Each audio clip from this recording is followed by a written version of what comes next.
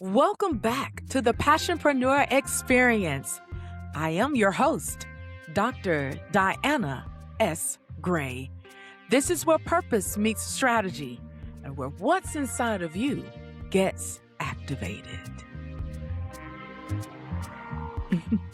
I'm sitting here in the studio wearing one of my favorite AKA shirts, and today's episode is incredibly special to me because I want to speak directly to my Divine Nine family, to the sororities and the fraternities, to the leaders, the change makers, builders, and visionaries who carry legacy on their shoulders every day.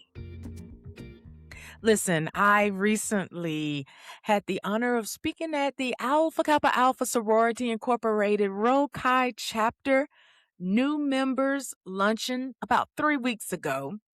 And this was during a fun season of the undergraduate sororities and the fraternities chapters on the HBCU campuses throughout the country. They were receiving new members and celebrating their new membership.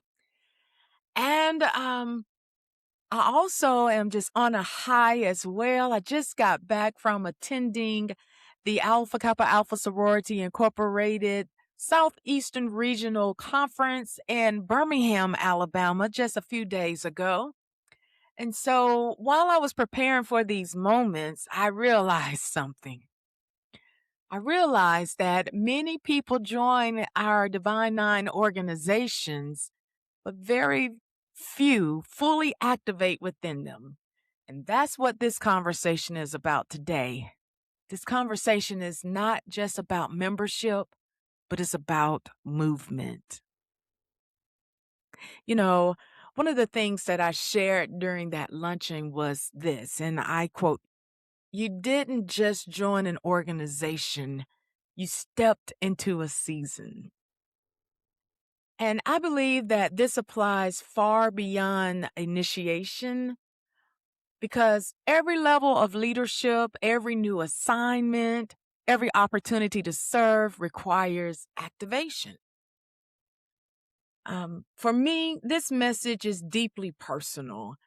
You know, the Rho Chi chapter is connected to Huntingdon College, my beloved college, the very place where part of my story began to take shape back in 1997. 1997, I was finishing up my junior year in high school, and I had the opportunity to participate and enroll in what we had the Step Ahead program. And this is where you could take up to 6 hours as a junior in high school and gain 6 hour credits on the campus of Huntingdon College. And so that's where it all began. After I graduated from high school in 1998, I loved the college so much, I immediately enrolled in the summer semester and started my years of college training. But at Huntingdon is where I earned my undergraduate degrees in music education and church music. This is the place where I found my rhythm, not just musically, but in life. That's where I began to understand discipline, identity. I began to understand possibility. But if I'm honest, I didn't fully understand what was happening while I was in it. I was just trying to figure things out. I was just trying to find my voice. I was just trying to become. That campus, Huntingdon College, shaped me academically. It shaped me creatively. It shaped me personally. But if I'm honest, at that time, I didn't fully understand what was being built in me. I was just trying to figure things out. I was just trying to find my voice. I was trying to understand my purpose. Again, I was trying to become. And isn't that true for so many of us? Sometimes we are walking through environments, relationships, organizations without fully realizing how they are preparing us for the future. The Rho Chi chapter of Alpha Kappa Alpha Sorority Incorporated was present on that campus of Huntington College, carrying a legacy when I was there in the early 2000s. And this is where they were carrying the legacy and still is carrying the legacy of scholarship, a legacy of leadership, a legacy of women choosing excellence, even when it wasn't easy. I would never forget. I had the opportunity to join Rokai, but I at that time, but I chose to focus on finishing up my assignments. It was my last semester at Huntington. I just finished student teaching. I had to prepare for my final senior recital as a pianist there and get ready for graduation. And to be honest, I just did not have the nerve to ask my dad for any more money to join an organization when I knew that tuition needed to be paid in order for me to graduate. But I met this fine lady. We just buried her not too long ago. Her name is Soror Thelma Burton. And that's when I knew that although I was delaying to join the beautiful Alpha Kappa Alpha sorority, she ensured me that this was the right decision. And believe it or not, 10 years after that time in 2014, I had the opportunity to see Sora Thelma Burton again as I was taking the steps and making the steps and turning in my paperwork of joining Alpha Kappa Alpha sorority Beta Nu Omega chapter just 10 years later. And we grew together with love. And again, she demonstrated what excellence is all about in serving the community. And as we say in the AKA land, serving all mankind. But again, at that time in 2004, when I first met her on the campus of Huntington College, I didn't yet realize that I was walking through an environment that would later connect me to my purpose. Life has a way of revealing things in seasons. As I move forward in my journey, I did what many of us are taught to do. I pursued education. I built a career. I followed the path that made sense. I became a woman that's rooted in education, but somewhere along the way, I realized I was no longer aligned. It wasn't that I was failing. It wasn't that I wasn't fulfilled. It was just there's something different. It was at that time where I felt the discomfort. I didn't like the discomfort. But later I recognized that the discomfort was pushing me. And I'm here to tell you in this conversation that discomfort will push you, but dissatisfaction will call you. I'm going to say that one more time. Discomfort will push you, but understand that dissatisfaction will call you.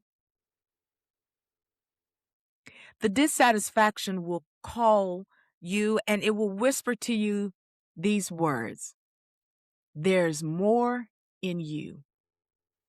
Yeah, there's more in you. And eventually, you're going to have to decide what you're going to do with that voice. Do you ignore it or do you respond to it? For me, that decision changed everything. I made the choice to walk away from what was secure, and I stepped into what was calling me. I left my job. And yes, one of those decisions that makes other people nervous on your behalf.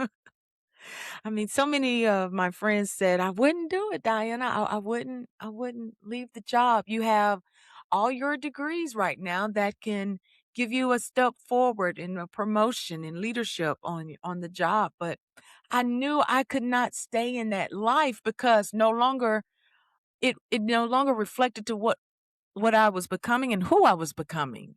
Um, and so that decision was my activation. Yes, that decision was my activation. That step led me to build what is now Montgomery Arts Academy. It allowed me to create a space where creativity and confidence and purpose are all cultivated. And it led me to become a business coach where I'm able to help women to transition from their 9 to 5 job into the lives and the businesses they've been dreaming about. And through that work, I discovered that something powerful. And most people are not lacking ability, they are lacking activation. You know, what that moment was, and in that moment, I stood there before the Sisters of Rokai chapter. It became even more meaningful for me because years after leaving the campus of Huntington College, after stepping into purpose and after choosing activation, I was able to return. I didn't return the same. That was the key thing. I didn't return the same. I have not returned to the campus of Huntington College the same. I returned as the first African American female president of the Huntington College Alumni Association. And now I serve as a trustee of the college. And if I had told my younger version of me, the student that was still trying to figure things out, that one day I would not only return, but to lead, I would have said, you might have the wrong person. But that's why activation is so important. That's what activation does. It positions you, it positions you in places once only walked through. That's why this message matters to me so much. And I believe that my Divine Nine organizations are so powerful, because we are more than social organizations. We are organizations, and we have the capacity of being leadership incubators. Our organizations teach us structure. It teaches us excellence. It teaches us accountability. It teaches us service. It teaches us legacy. But here's the truth. Are you ready for the truth? Get this. The letters alone are not activation. Our participation is. Our leadership is. Our movement is. And if you are a member of the Divine Nine, your willingness to grow is. You see, I am reminded of James, the 2nd chapter, 17th verse. Faith without works is dead. Faith is not passive. Faith moves. Faith responds. Faith activates. And that is exactly what Alpha Kappa Alpha represents.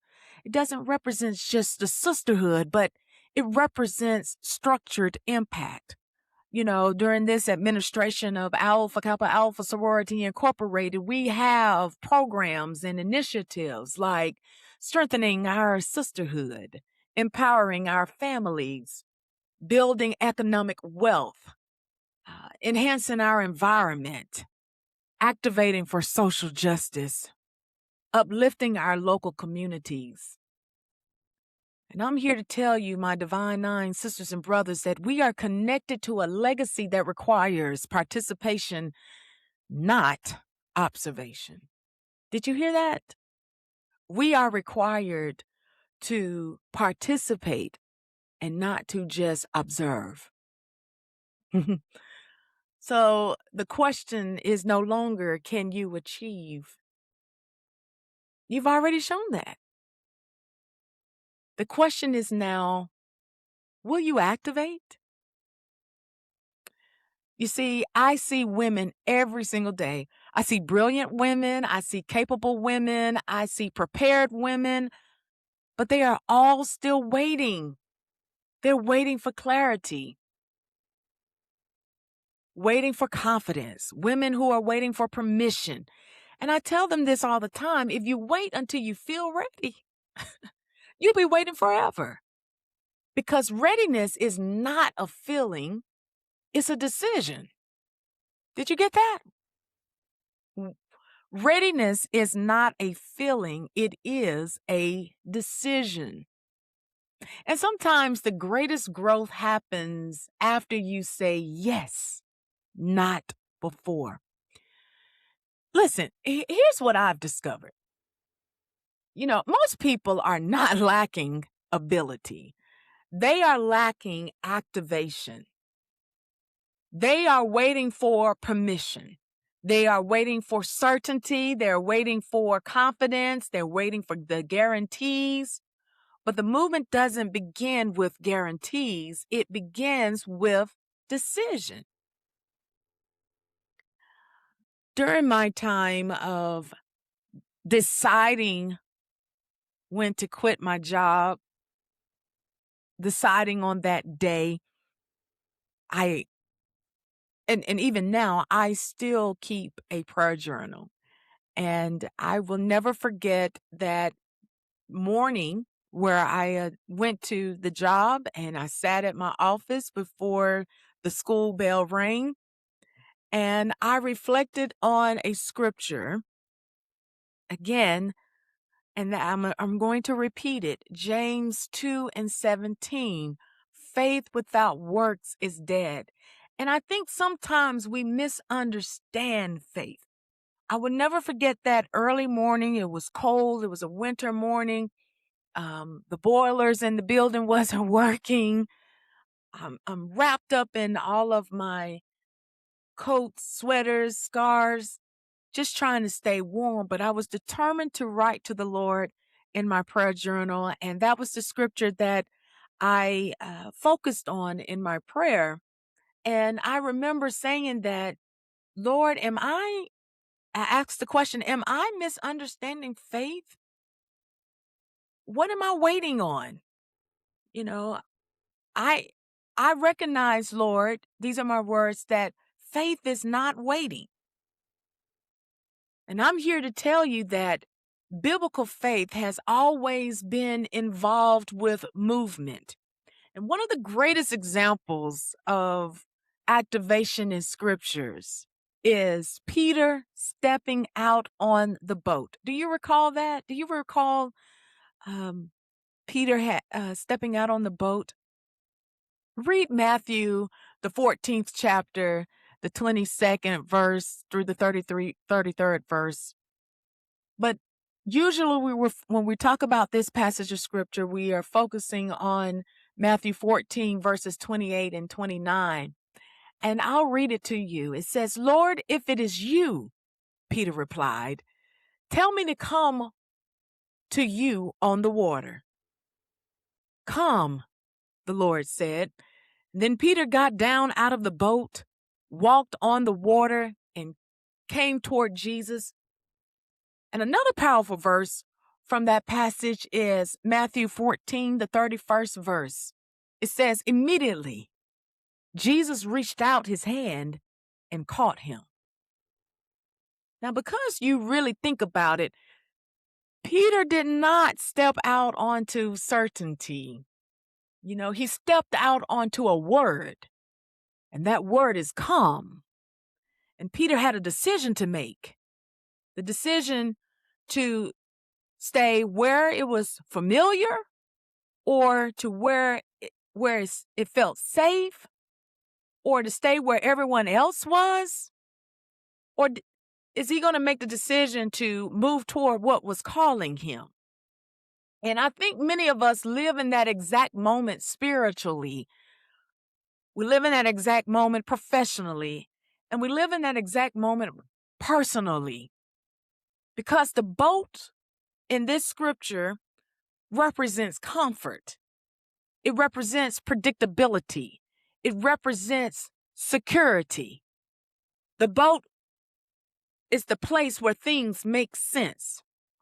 But purpose will often require you to step beyond what feels comfortable. And what's powerful to me about this scripture is that Peter didn't wait until he fully understood how walking on water was possible. He moved first.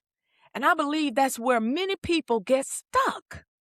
We want God to reveal the entire plan before we take the first step. But often clarity comes after the movement, not before it. So yes, Peter began to sink when fear distracted him. And I recalled myself sinking when the fear came in, when I didn't want to step out of the boat that's leaving the job.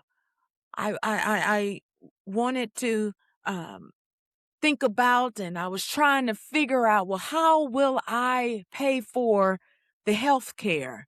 How can I pay for my health care? How will I be able to pay for my doctor visits? What if I get sick? What if I become ill with an illness? How will I pay the hospital bills? Uh, how will I continue to pay for my car notes? How will I be able to pay for the house note that I acquired, the mortgage? How would I be able to pay myself and support my way of living? That fear began to distract me, and I was like Peter, just sinking when the fear distracted. But let's not overlook something important. Peter still experienced something that the others that were sitting in the boat never did. Because activation will require coverage. And sometimes growth looks like stepping, even while you are trembling. So I want to tell you, my sisters of the Divine Nine, whether you are a member of Alpha Kappa Alpha, whether you are a member of Delta Sigma Theta, a member of Zeta Phi Beta sorority, a member of the Sigma Gamma Rho sorority, or whether you are a member of the Omega Psi Phi, Kappa Alpha Psi fraternity, Phi Beta Sigma fraternity, Alpha Phi Alpha fraternity, my brothers, Iota Phi Theta fraternity. I just got a few questions for you. What boat are you still sitting in? What comfort zone are you allowing to delay your next level? What is already inside of you that you have not activated? What leadership are you avoiding? What idea are you sitting on? What version of yourself are you delaying? Listen, there are moments in life where faith says you cannot stay here and become who you were called to be. Listen, these letters may connect us as members of the sororities and the fraternities, but activation is what defines us. And let me say something about sisterhood. It's particularly my sisterhood, Alpha Kappa Alpha Sorority Incorporated. It is a beautiful sisterhood, but it's also transformative. The sorority has stretched me, and just like it has stretched my sorority sisters, the sorority will refine you. It will grow you. And because real sisterhood is not just about connection, it's about accountability. Listen, you cannot be powerful in public and be passive in private. You must speak. You must show up. You must take initiative. You must take action. And now that we are sitting here understanding what activation is about, I want to leave you with 4 activation keys. They are clarity. They are courage, consistency, community. These are not just ideas. These are practices. And here is the truth that will follow you long after today as I begin to close. There will be moments in your life where you must choose between what is comfortable and what is calling you. When that moment comes, I encourage you to choose the call. Listen, I don't want this to be just a message that you heard. I want this to be a declaration that you carry. So I'm going to give you something, and I want you to say it with me. Say this: I am not waiting on opportunity. I'm walking in activation. Say it with me. I am not waiting on opportunity. I am walking in activation. Say it one more time with confidence. I am not waiting on opportunity. I am walking in activation. I want you to do this. Walk like it. Move like it. Lead like it. And I'm here to tell you that this is your activation season. My sisters and brothers, welcome to your activation season. Thank you for joining me for this special edition of the Passionpreneur Experience. If this message has resonated with you, share it with your soror or your frater, a colleague, or someone who needs the reminder that what they carry still matters. And remember, you don't need more, you need